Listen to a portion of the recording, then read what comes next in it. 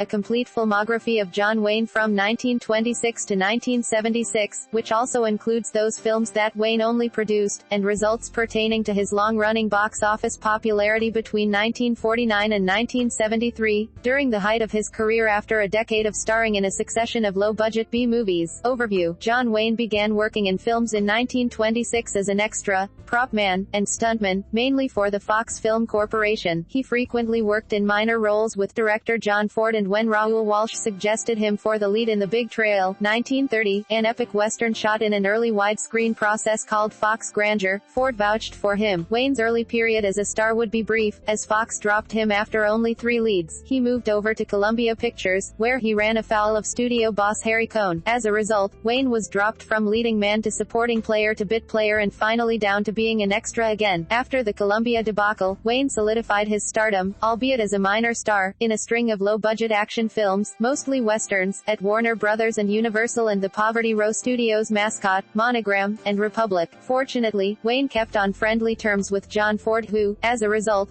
gave Wayne a career boost with Stagecoach, 1939. By 1940, John Wayne was firmly established as a major motion picture star. John Wayne had achieved stardom in motion pictures by 1941 and, by the end of the decade, was one of the cinema's top 10 box office attractions. During the latter half of the 1940s, Wayne starred in what many film fans and critics regard as being among his finest work, notably the Cavalry trilogy, Ford Apache, She Wore a Yellow Ribbon, and Rio Grande, for director John Ford, Three Godfathers, also for Ford, and Red River for Howard Hawks. Wayne also began producing some of his own films during this period. The most discussed of Wayne's films during the following decade remains Ford's dark western meditation on racism, The Searchers. Other popular Wayne films include The Seafaring Adventures, Reap the Wild Wind and Wake of the Red Witch, and influential war movies such as Flying Tigers, The Fighting Seabees, and Sands of Iwo Jima, for which he was nominated for an Academy Award for Best Actor. The 1950s would see Wayne continue as a major star, although the artistic quality of his work varied greatly. His successes during this decade included the Ireland-set romantic comedy The Quiet Man and 2 classic westerns, The Searchers and Rio Bravo. Wayne also continued his producing activities during this period as well, notably with the formation of his own production company, Batjack. In 1960, Wayne appeared in his most personal production, portraying Davy Crockett in The Alamo, which he also produced and directed. During the 1960s and 1970s, John Wayne ranked as an American icon and one of the top box office attractions in the cinema. Wayne's output of films consisted largely of westerns, but he also ventured into other genres as well, including several films dealing with the Second World War, notably The Longest Day and In Harm's Way. Wayne made some of his most prominent films during this period, including John Ford's The Man Who Shot Liberty Valance, 1962, with James Stewart. Wayne's political views came under harsh attack from film critics with the release of The Green Berets, 1968, which Wayne produced and directed as well as starred in. The following year, however, he would be praised by critics for his performance in True Grit, which would earn him an Academy Award for Best Actor. John Wayne made his last picture, The Shootist, in 1976, bringing an end to a remarkable career spanning more than 50 years, 169 feature-length films, and various other television appearances or voice-overs. Filmography, as himself.